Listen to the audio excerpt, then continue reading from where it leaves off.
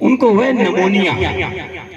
जब मैंने भाई से पूछा कि नमोनिया का मर्ज जो है वो कैसे नमोनिया का मर्ज हुआ, तो 1 साल पहले भी उनको नमोनिया हुआ था और दोबारा फिर नमोनिया हुआ है। नमोनिया होता है शुगर, दिल, जिनका इम्यून सिस्टम कमजोर उनको नमोनिया होता है। और इसमें पूरे दुनिया में ना हर साल 25 लाख अफराद नमोनिया के मर्ज में मुब्तला फौत हो जाते हैं, जिसमें पहले नंबर पर नाइजीरिया है, दूसरे नंबर पर इंडिया है, तीसरे नंबर पर पाकिस्तान है, चौथे नंबर पर कांगो है, पांचवें नंबर पर इथियोपिया है। और नमोनिया जो है, हमारा जब इम्यून सिस्टम कमजोर होता है तो नमोनिया होता है। तो मैंने जब इनसे पूछा, उन्होंने कहा दूसरी मरतबा नमोनिया हुआ है। दूसरी मरतबा जब नमोनिया हो तो वो जानलेवा साबित होता है। और नमोनिया होता है 9 किस्म का: bacterial pneumonia, viral pneumonia, fungal pneumonia, walking pneumonia, nosocomial pneumonia, chemical pneumonia, aspiration pneumonia, community acquired pneumonia.